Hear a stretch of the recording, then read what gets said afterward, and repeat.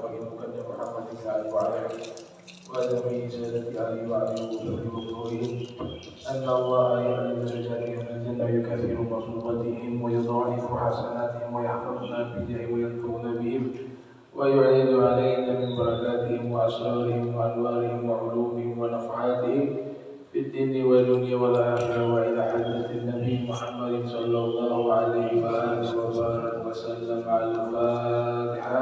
بسم الله الرحمن الرحيم. الحمد لله رب العالمين الرحمن الرحيم مالك يوم الدين إياك نعبد وإياك نستعين اهدنا الصراط المستقيم صراط الذين أنعمت عليهم غير المغضوب عليهم ولا الضالين آمين. السلام عليكم ورحمة الله وبركاته. الحمد لله الذي شرف الأولياء بتاج العزة والصفاء وجللهم بأنوار قدسه والبهاء.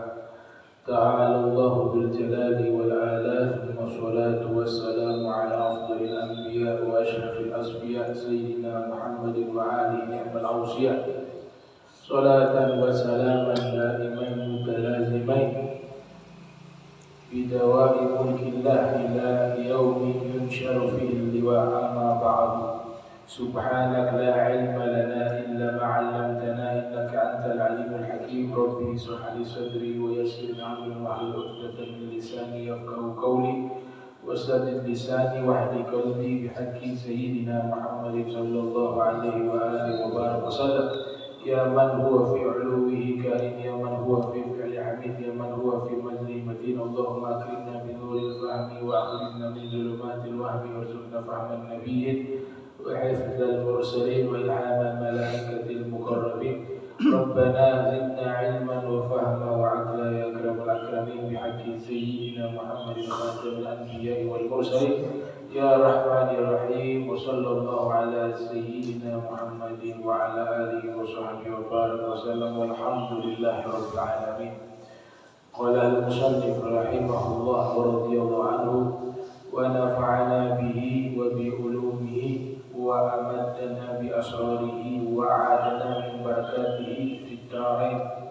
رضي الله عنكم.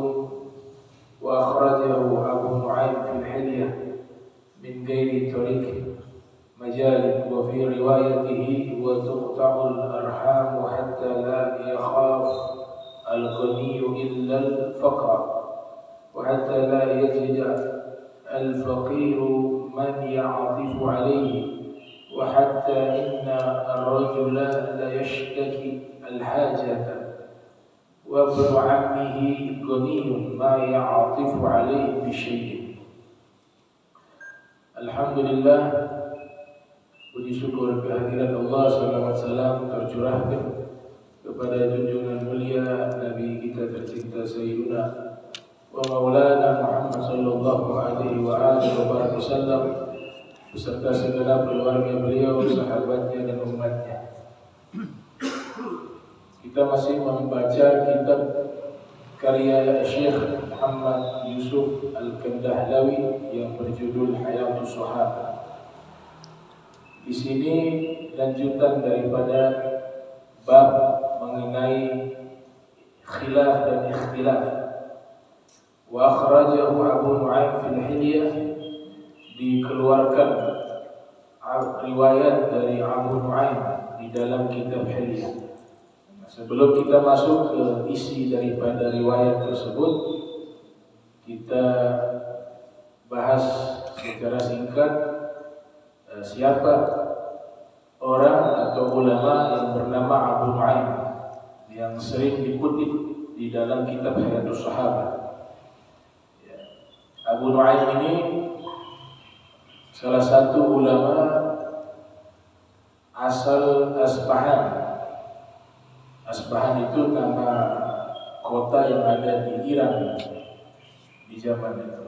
Asbahan, situ kotanya para ulama dan ulama level atas. Beliau dilahirkan pada tahun 336 Hijriah di Asbahan, wafat juga di Asbahan pada tahun 430 Hijriah wafat. Jadi lahir tahun 336 Hijriah, wafat 430 Hijriah. Beliau berguru kepada ulama-ulama hadis. Di antara guru beliau yang terkenal yaitu Al-Imam Sulaiman bin Ahmad At-Tabrani yang usianya hampir 100 tahun. Lahir tahun 260, wafat 360 Hijriah. Berarti hampir 100 tahun. 100 tahun, 260, wafat 360. Itu terkenal namanya Imam At-Tabrani. Kita sering membaca kitab-kitab hadis. Itu sudah puluhan tahun, bukan baru kemarin. Dari kecil kita sudah membaca kitab-kitab hadis Nabi. Dan itu kitab Mu'jam karya At-Tabrani. Kalau kita baca itu bisa habis puluhan tahun. Ya karena tebal-tebal. Ada 3 kitab beliau tulis. Namanya kitab Ma'ajim. Ma'ajim itu adalah kitabul hadis al-murattab ala tartib suyukh. Jadi kitab hadis berdasarkan urutan nama-nama guru. Kalau gurunya huruf awalnya itu adalah A misalnya, ya dimulai dari draft itu sesuai abjad hijaiyah. Itu namanya kitab Mu'jam. Imam Tabrani memiliki 3 kitab. Yang pertama namanya Al-Mu'jam Al-Kabir, yang kedua Al-Mu'jam Al-Wasit, yang ketiga Al-Mu'jam As-Saghir. Al-Kabir artinya besar, Al-Wasit artinya sedang, As-Saghir artinya ringkas atau kecil. Nah, Imam Tabrani salah satu guru daripada Al-Imam Abu Nu'aim Al-Asbahani. Kemudian salah satu guru beliau juga yang berasal dari kota Naisabur bernama Imam Al-Hakim. Itu salah satu gurunya Imam Abu Nu'aim yang menulis kitab Al-Mustadrak. Lahir tahun 321 Hijriah, wafat 405 Hijriah. Namanya Al-Imam Al-Hakim An-Naisaburi, menulis kitab Al-Mustadrak yang menjadi kitab mengumpulkan hadis-hadis Sahih Bukhari Muslim yang tidak dimasukkan di dalam kitab Sahih Bukhari Muslim, dikumpulkan kembali oleh Imam Al-Hakim, kemudian dinilai bahwa hadis ini menurut beliau sahih berdasarkan syarat daripada Imam Bukhari dan Imam Muslim. Nama kitabnya Al-Mustadrak, yang artinya bisa diartikan hadis yang ditemukan kembali, atau bisa diartikan dia adalah suplemen hadis. Namanya Al-Mustadrak. Kitab lainnya yang ditulis oleh Imam Al-Hakim berjudul kitab Ma'rifati Ulumil Hadis. Ini kitab Mustalahul Hadis, membahas tentang ilmu hadis. Dan kitabnya Imam Al-Hakim ini sampai hari ini dipelajari di Oxford di Inggris untuk memperkenalkan ilmu hadis kepada para penuntut ilmu yang ada di Inggris.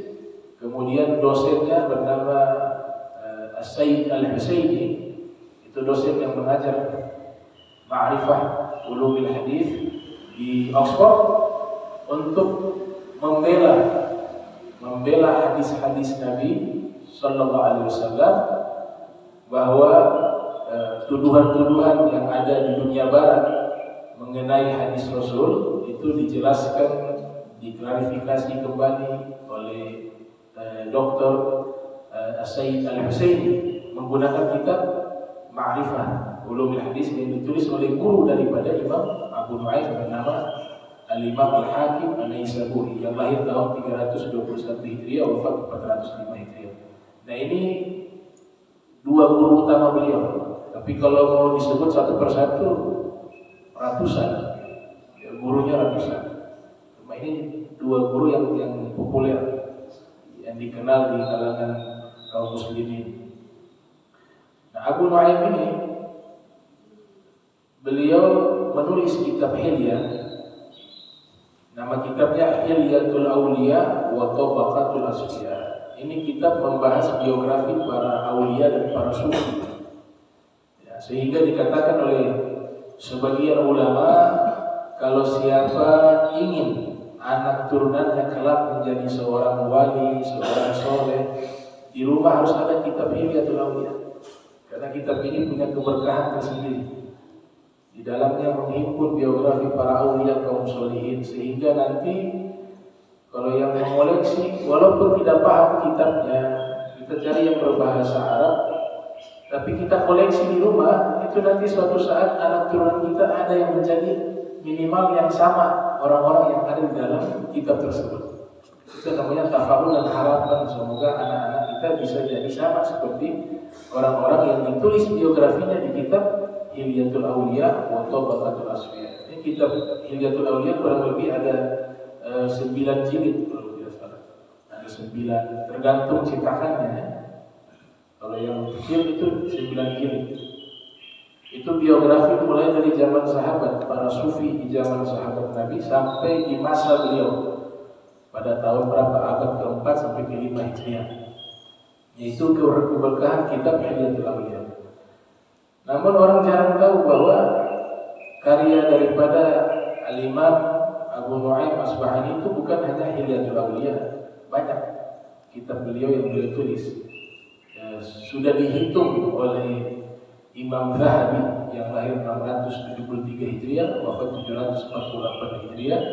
Di dalam kitab Tarikh Al-Islam yang terkenal itu ada 6 buku yang ditulis oleh Abu Nu'aim. Ada 6 buku. Yang pertama yang terkenal Hilyatul Auliya wa Tabaqatul Asfiya.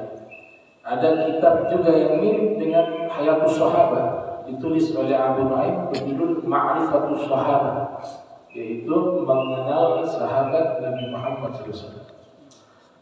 Kitab lainnya yang ditulis berjudul Dalailun Nubuwah, kitab yang membahas tentang mukjizat-mukjizatnya Nabi Muhammad SAW, berjudul Dalailun Nubuwah.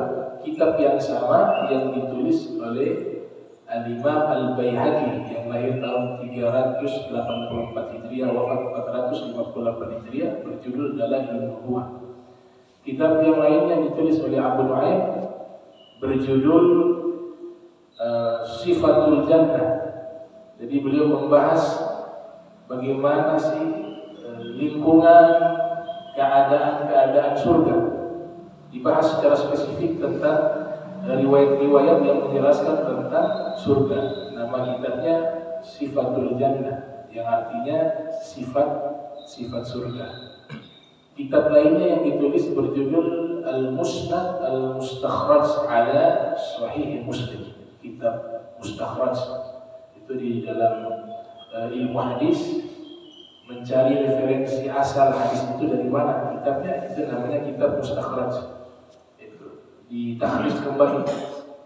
Dan kitab yang lainnya berjudul yang terkenal tadi adalah Tarikh Asbahan, sejarah kota Asbahan. Ini ulama-ulama hadis punya tradisi, di mana mereka tinggal di negeri itu, mereka akan menulis sejarah negeri itu. Kalau tradisi ini masih ada sampai sekarang, luar biasa. Di mana kita tinggal di Ternate misalnya. Kalau ada ulama hadis tinggal di Ternate, misalnya zaman dulu, itu pasti dibuat tarikh Ternate, sejarah Ternate. Itu tradisi ulama hadis.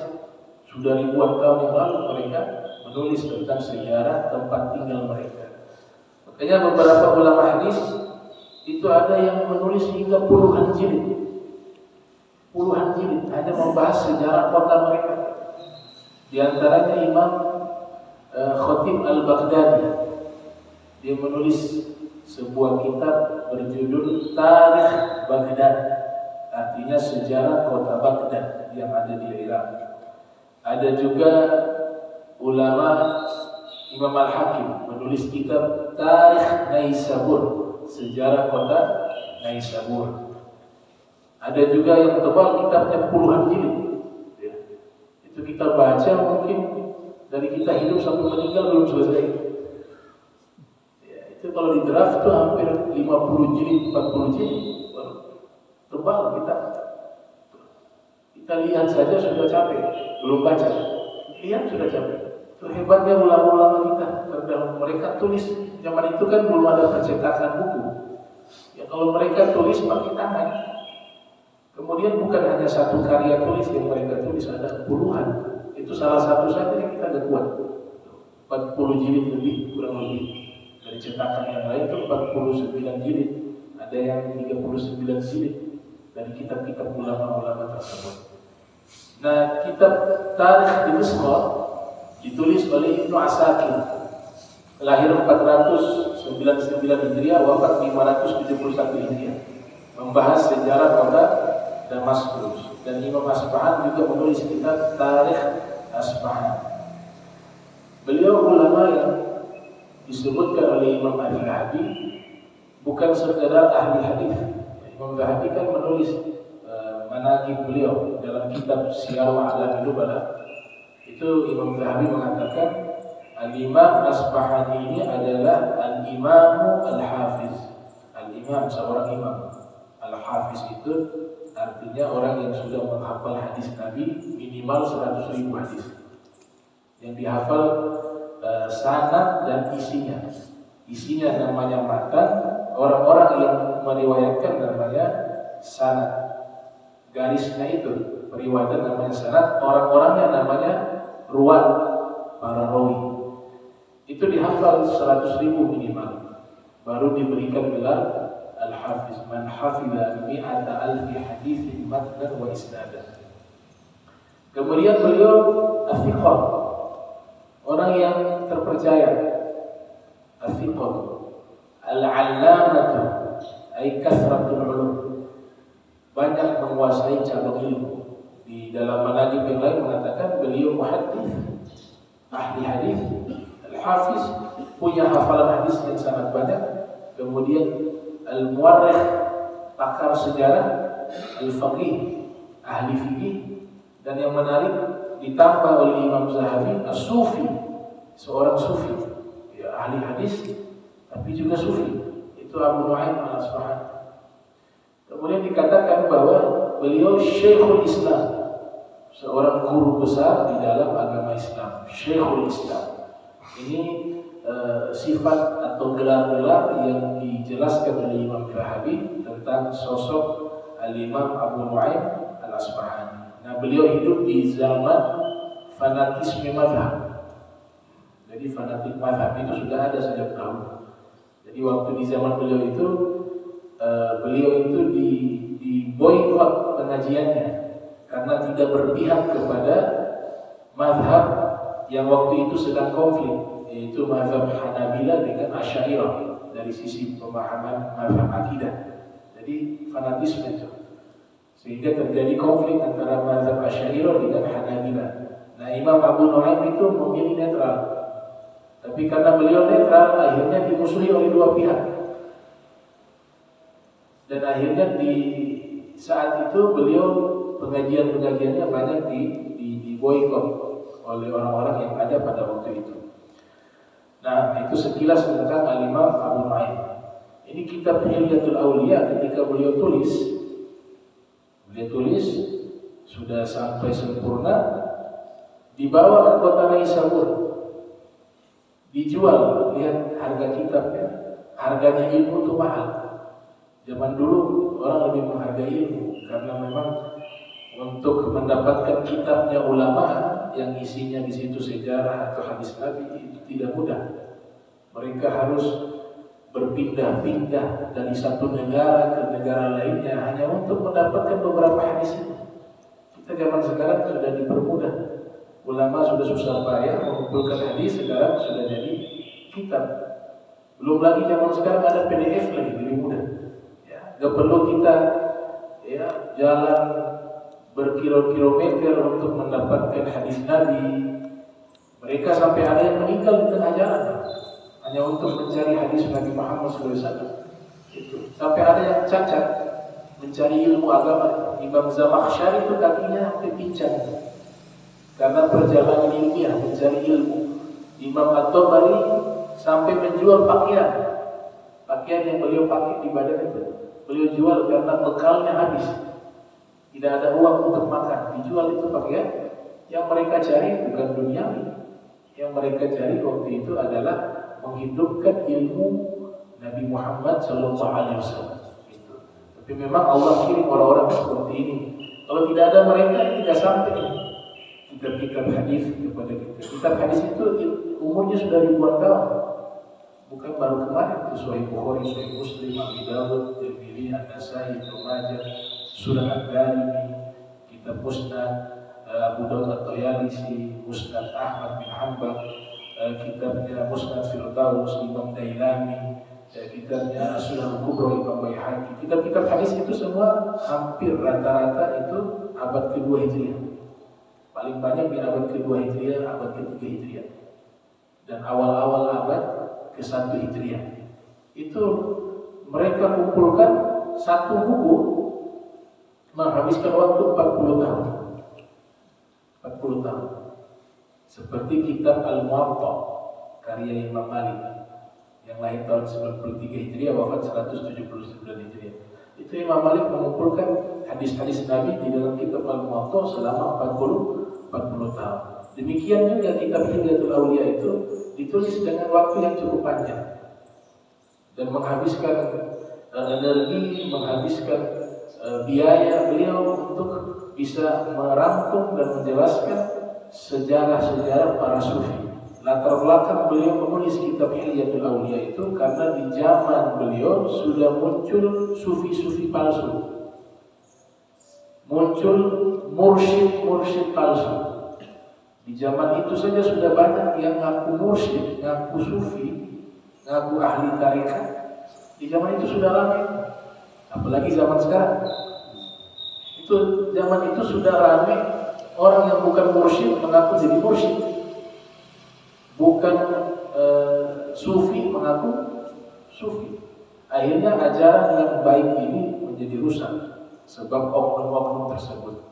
Abu Nu'aim menulis kitab Hilyatul Auliya, latar belakangnya itu.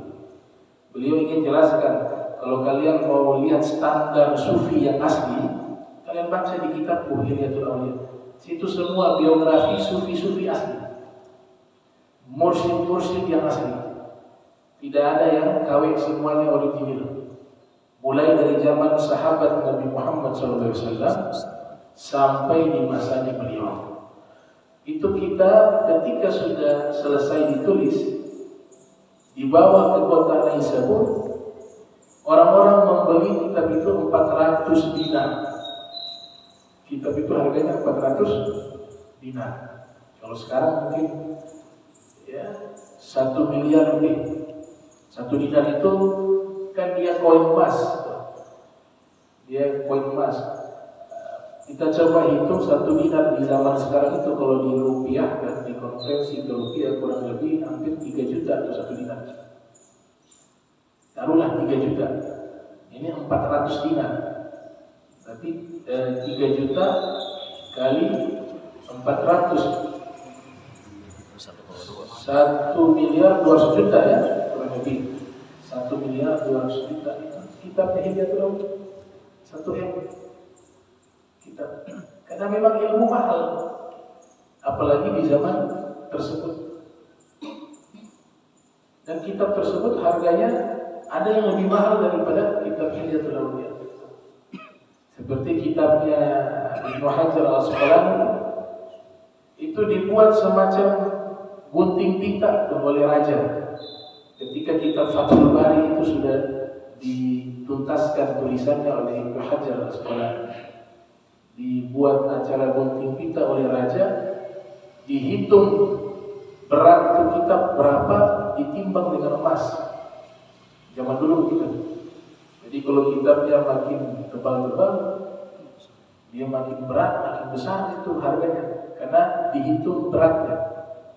Kalau beratnya 10 kilo misalnya, ya harganya emas 10 kilo.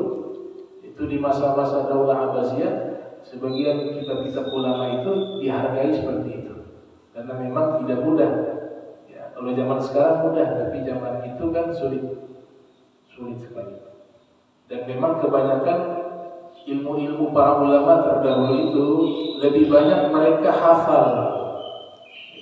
Imam Syafi'i mengatakan karena ilmu fi suduri rijal thumma intaqal ila al-kutub wa mafatihuhu bi aidi rijal. Di dalam kitab Al-Muwafaqat, Al-Imam Syafi'i mengatakan dulu ilmu itu di dalam hatinya para ulama, kemudian berpindah ke kitab-kitab. Setelah itu dikatakan bahwa ilmu itu bukan di kitab, tapi di tangannya para ulama. Yang bisa membuka ilmu itu adalah para ulama. Adapun kitab hanya media yang membantu untuk menambah daripada cara mendapatkan ilmu. Wa man kana syaikhuhu kitab fa khata'uhu aktsaru min shawabih. Siapa orang yang gurunya hanya buku di dalam mempelajari ilmu agama, tapi tidak memiliki guru, maka salahnya lebih banyak daripada benarnya. Jadi harus punya guru, bertalaki.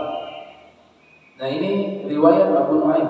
Abu Nu'aim mengeluarkan riwayat dalam kitab Hilyatul Awliya wa Tabaqatil Asfiya di juz 9 halaman 249, yang riwayatnya ini Rasulullah sallallahu alaihi wasallam bersabda tentang masa depan. Dan ini termasuk tanda-tanda kiamat kecil, min alamat sa'ah as-sughra. Tanda-tanda kiamat kecil. Apa kata Nabi? Nanti di akhir zaman itu biasa redaksi sabda Nabi menggunakan kata saya di zaman ala ummati, saya di zaman ala ummati. Itu artinya akan datang satu zaman menimpa umatku, akan datang satu zaman menimpa umatku. Nah ini termasuk hadis nubuwah, membahas tentang masa depan. Kata Nabi apa? Nanti kalau di akhir zaman tuqta'ul arham hatta la yakhaful ghani indal faqr. Kau akan melihat di akhir zaman banyak orang memutuskan silaturahmi. Tuqta'ul arham. Dan orang kaya itu dia sudah kaya, tapi rasa takutnya terhadap kefakiran lebih tinggi dari orang fakir. Padahal hidupnya sudah cukup, tapi tiap hari rasa takut yang ada di hatinya itu takut miskin. Itu yang dikatakan oleh ulama, innamal faqru khauful faqr. Kefakiran yang sebenar-benarnya itu adalah takut fakir. Kemiskinan yang paling miskin adalah orang yang setiap hari takut miskin. Akhirnya dia tidak bisa menikmati kenikmatan yang Allah berikan karena rasa takut kepada kefakiran, kemiskinan. Nah, itu dikatakan di sini oleh Nabi kita Muhammad sallallahu alaihi wasallam, wa tuqta' al-arham hatta la yakhafa al-ghani illa al-faqr. Kau akan dapati silaturahmi itu banyak diputuskan. Konsep silaturahmi itu bukan orang itu baik kepada kita, kemudian kita berlaku baik kepadanya. Itu namanya balas budi. Nabi katakan dalam hadis, laisal wasil bil mukafah, walakin al wasil idza quti'at rahimuhu wa shalah. Bukan yang disebut orang yang menyambung silaturahmi ketika dia membalas kebaikan orang tersebut. Itu harus orang berbuat baik kepada kita, kita harus wajib berbuat baik kepada orang tersebut. Bahkan Nabi ajarkan akhlak yang tertinggi, sekalipun dia tidak baik kepada kita, kita diperintahkan oleh Nabi untuk berbuat baik kepadanya. Nah, tapi kalau silaturahmi itu artinya menyambung kasih sayang.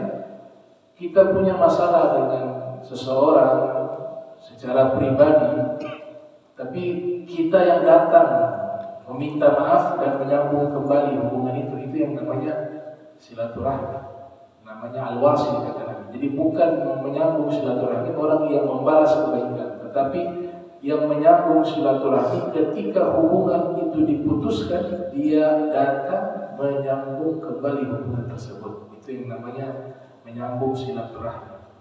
Itu hadis Rasul Sallallahu Alaihi Wasallam. Dan orang ketika memutus silaturahmi, kita duduk dalam majlis semacam ini, misalnya ada satu orang saja yang punya masalah dengan sesama kaum muslimin khususnya, itu rahmat Allah tidak turun.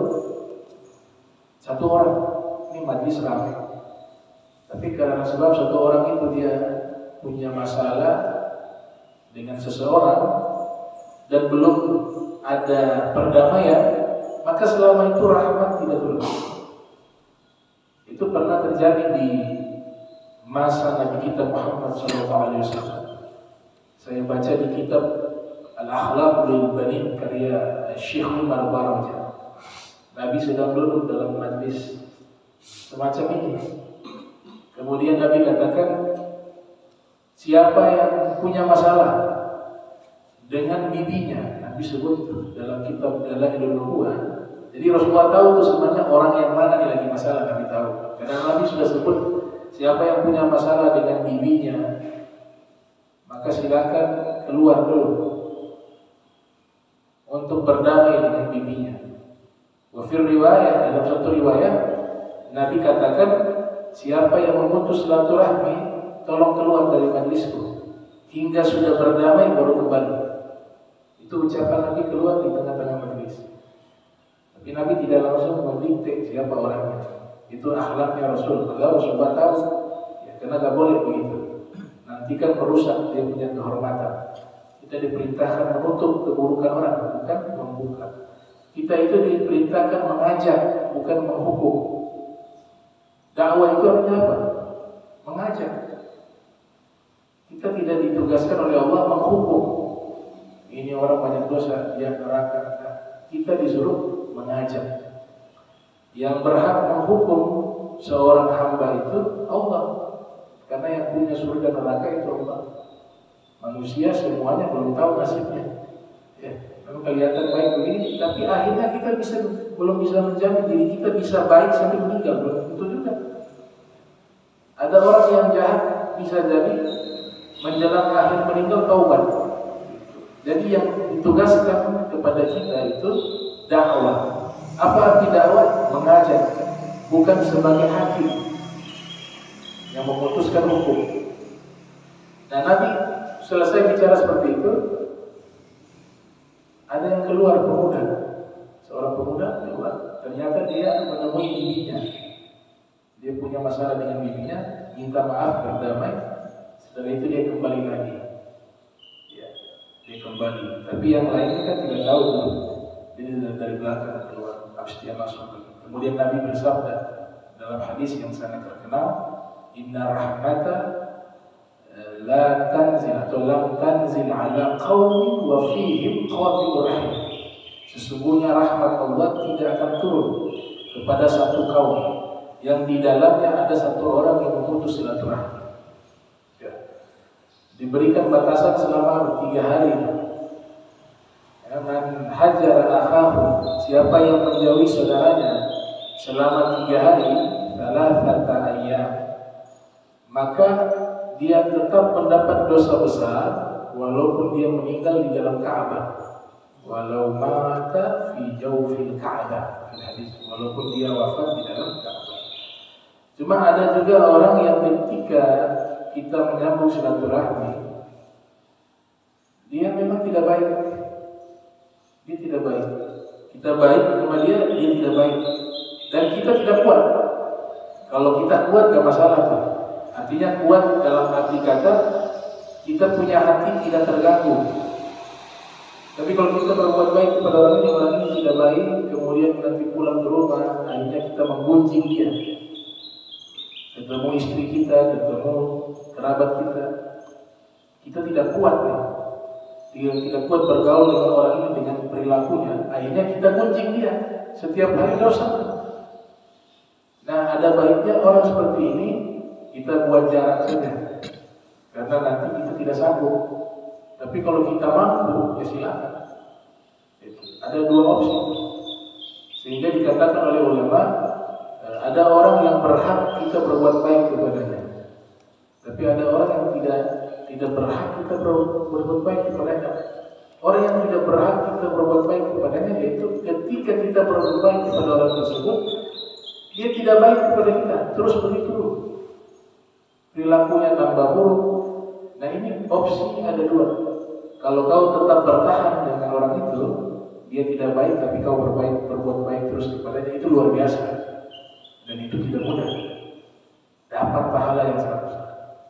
Tapi kalau tidak mampu, akhirnya membawa kepada dosa yang lain. Kau mengunjing dia, yang kau berikan jadi tidak ikhlas, maka lebih baik kau mundur. Tetap bergaul tapi buat jarak, karena nanti mengganggu dia punya hati. Nanti masuk kepada ghibah. Kalau ghibah itu menggosip, mengunjing, akhirnya semua pahala dia transfer ke orang yang dia gunjing. Ditransfer, dikirim terus pahala, karena sebab apa? Mengunjing. Ini tanda yang pertama kata Nabi Muhammad di riwayat Abu Nuaim, yaitu silaturahmi diputus. Dan tidaklah orang kaya itu takut, kecuali yang dia takut adalah kefakiran. Jarang orang takut bagaimana saya meninggal, apakah saya di surga atau di neraka. Itu ada takut yang ibadah, ada takut yang tidak ibadah. Takut yang ibadah itu takut kepada Allah. Itu innama yakhsyallaha min ibadihi ulama. Orang yang takut kepada Allah, para ulama. Malaikat disifati juga dengan sifat takut kepada Allah. Yakhafuna min fawqihim. Mereka takut kepada Allah yang maha atas, maha tinggi. Itu sifat takut yang mulia. Yang kedua, wa hatta yajida al-faqir man ya'tifu alaihi. Kemudian Nabi lanjutkan, nanti di akhir zaman kau akan melihat orang susah, orang fakir itu tidak menemukan orang yang belas kasih lagi kepadanya. Jadi lihat orang-orang susah itu biasa saja, gak ada sifat empati, gitu. Gak ada sifat kasihan. Itu akan terjadi. Itu Nabi kita Muhammad SAW. Kau akan lihat orang fakir tidak mendapati orang yang menolongnya atau belas kasih kepadanya. Ini hak tetangga itu terutama.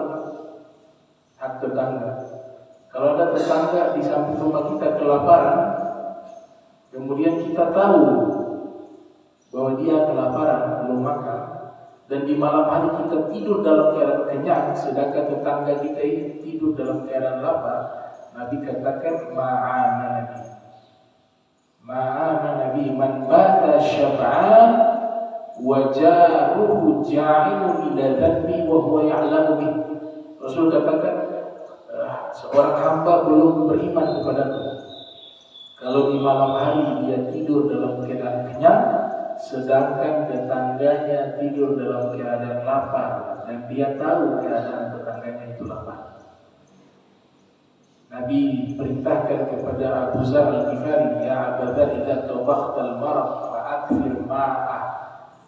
Di riwayat ma'ahu, wahai Abu Zar, kalau masak sayur perbanyak kuahnya. Wa ta'ahad bihi jirana, dan bagilah kepada tetanggamu. Padahal sahabat Abu Zar itu orang miskin. Makanya di situ hadis mafhumul mantuqnya itu, dia miskin sekalipun dia hanya mampu masak sayur dagingnya tidak ada, yang ada kuah. Itu kan miskin.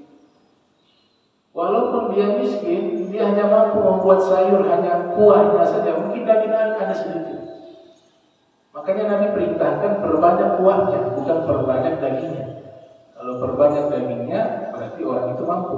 Tapi Nabi katakan perbanyak kuahnya, karena Sayyidina Abu Zar al-Ghifari terkenal sahabat yang sangat zuhud. Dia memilih untuk hidup seperti itu. Saking tidak punya harta duniawi itu, meninggal dunia untuk kain kafan tidak sanggup beli kain kafan.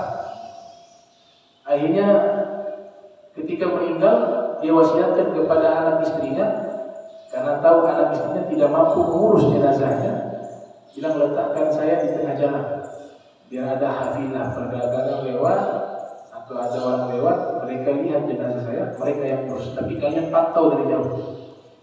Meninggal Abu Dzar, sahabat Rasul, meninggal di dekat kota Madinah.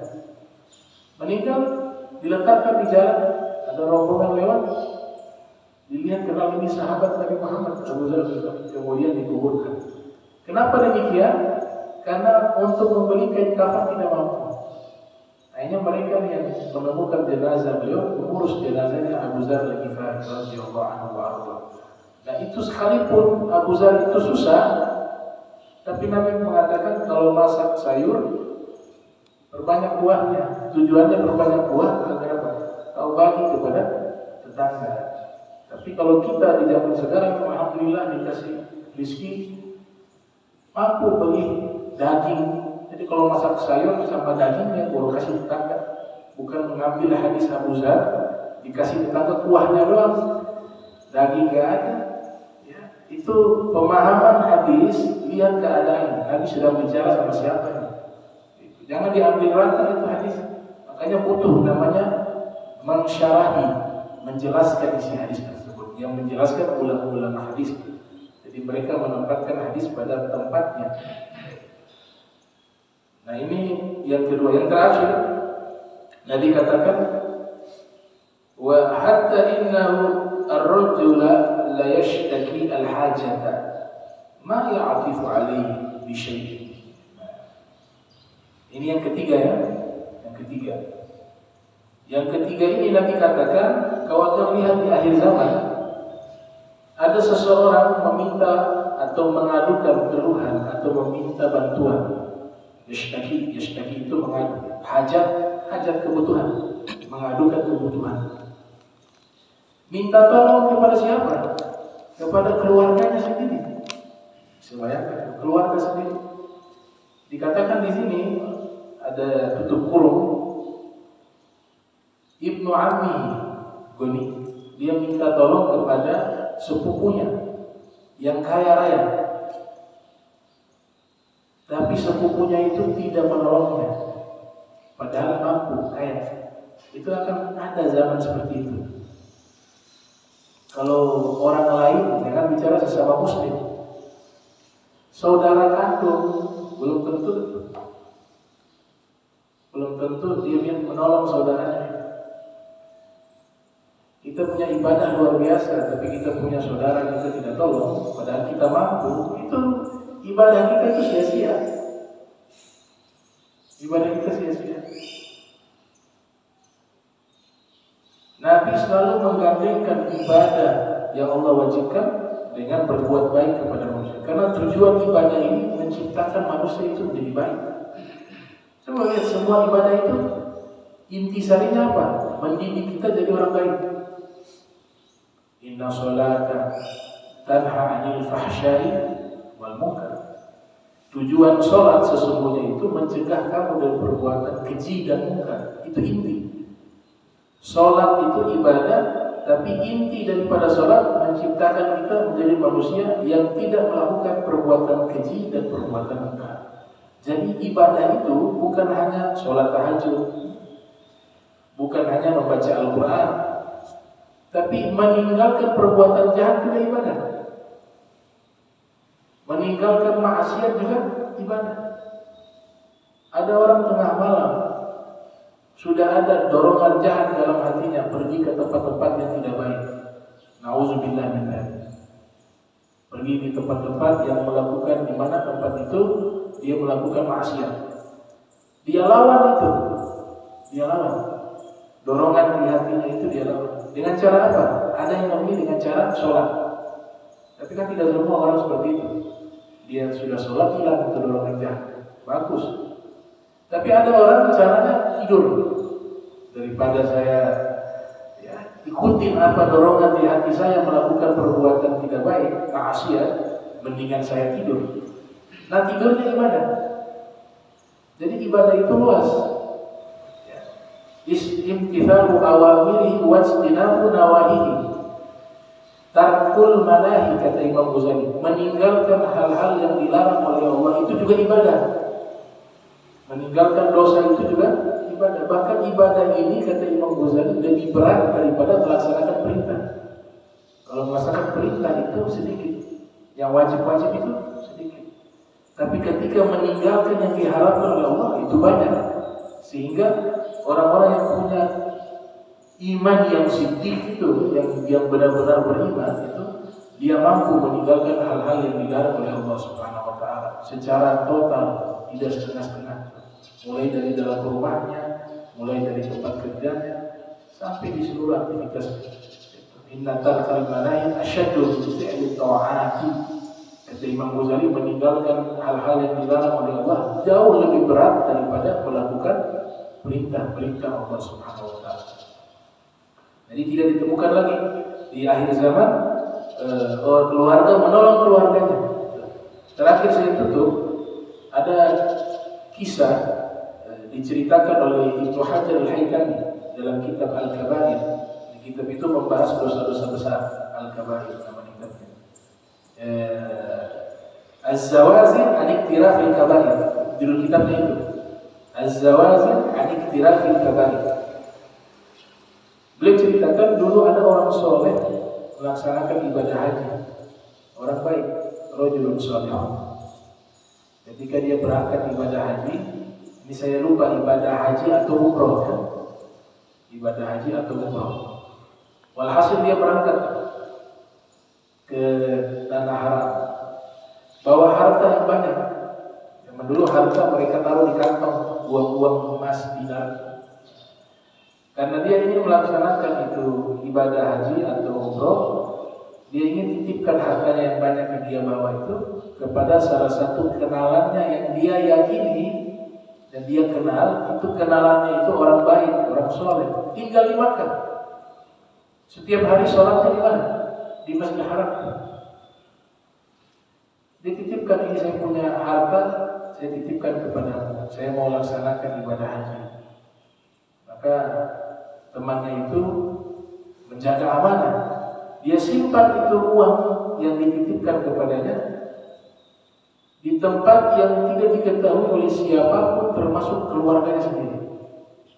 Ternyata simpannya itu digali dalam tanah. Walhasil ini dia laksanakan ibadah haji, orang yang soleh. Dapat informasi temannya yang dia titipkan uang tadi meninggal dunia. Meninggal. Wah, repot. Dia datang ke rumah temannya, sudah meninggal. Tanya kepada keluarganya, saya ada titipkan, saya punya harta kepada kau punya bapak. Ini anaknya. Tahu gak di mana? Bapak itu kalau menyimpan amanah tidak diberitahukan kepada siapa. Kami tidak tahu di mana. Dicari dalam rumah tidak ditemukan. Banyak harta dikasih. Maka ini orang soleh ini dia bingung. Dia tanyakan ke ulama yang ada di Makkah. Dia curhat, saya punya harta, saya titipkan. Ini orangnya sudah meninggal. Sekarang masalahnya saya tidak tahu.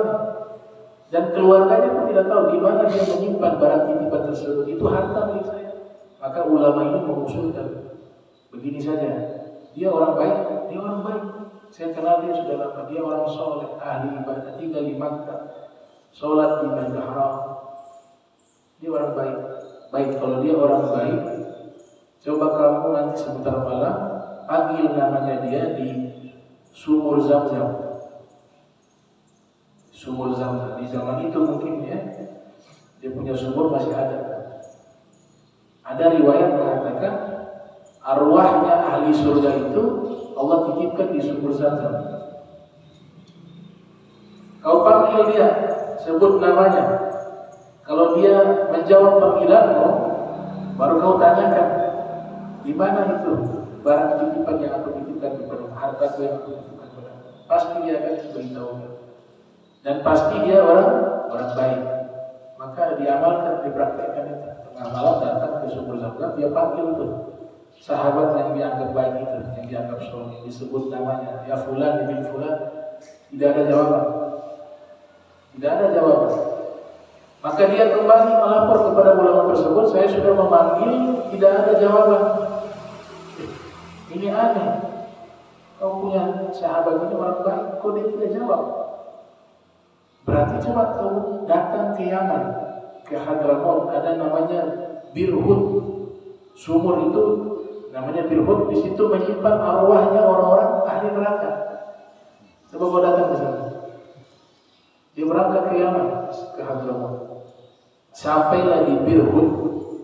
Ini Birhut ini ulama-ulama banyak menceritakan tuh. Banyak di dalam kitab-kitab mereka. Ketika sampai di Birhut, dia memanggil nama sahabatnya, ya fulan ibn fulan, ternyata ada jawaban. Lebih, heran. Jadi bagaimana kau ada di sini? Kau kan orang baik. Dia katakan, benar saya ini secara kelihatan itu memang baik. Ternyata saya ini punya dosa besar yang saya tidak tahu.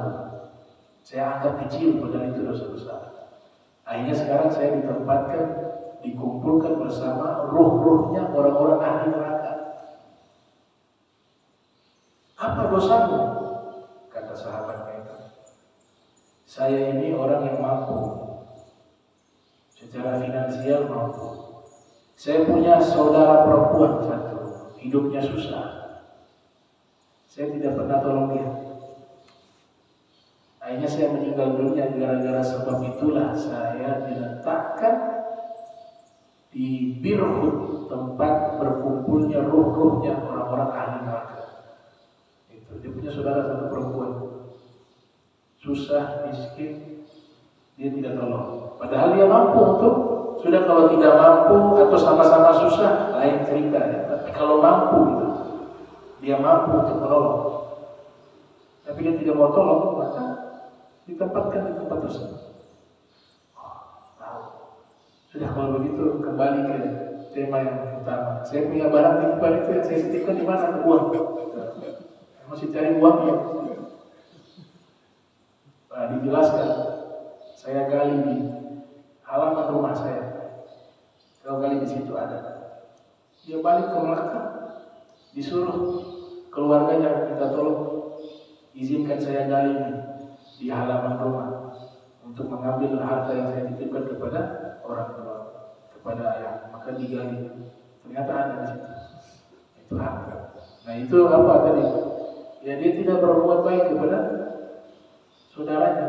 Kita diajarkan itu punya tertib urutan. Kalau mau berbuat baik itu ada dia punya urutan. Kalau masih punya orang tua itu nomor satu. Ya, kasih yang jauh dulu.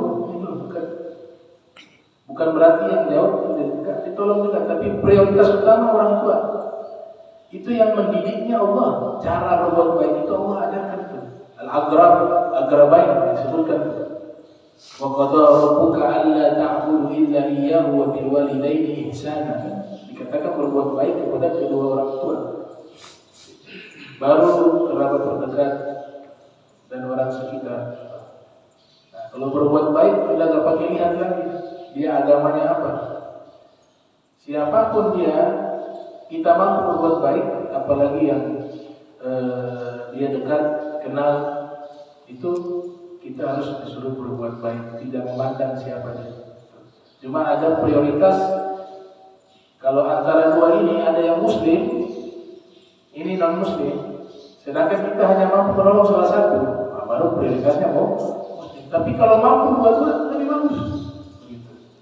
Itu diajarkan di dalam Al-Quran. Makanya ada istilah yang Nabi buat, ada orang sedekah tapi dia tidak bersedekah.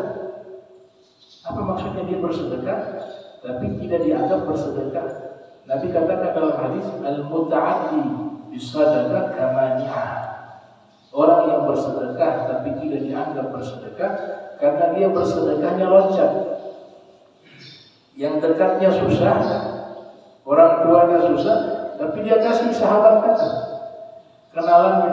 Sedangkan yang ini nggak dikasih, nggak ditolong. Itu kata Nabi, meloncat dalam sedekah seperti orang yang tidak bersedekah. Jadi punya urutan. Sampai dalam masalah zakat sekalipun itu, zakat yang disalurkan itu yang disuruh apa? Disalurkan di tempat dia tinggal dulu, di sekitarnya sini. Tapi kalau dia loncat ke Bandung misalnya, uang zakatnya dia transfer ke Bandung, zakat fitrahnya juga begitu, keluar. Sedangkan yang di dalam, di tempat dia tinggal ini, masih banyak yang membutuhkan menerima itu zakat, mustahilnya masih banyak. Maka ulama sebagian mengatakan itu zakatnya tidak sah.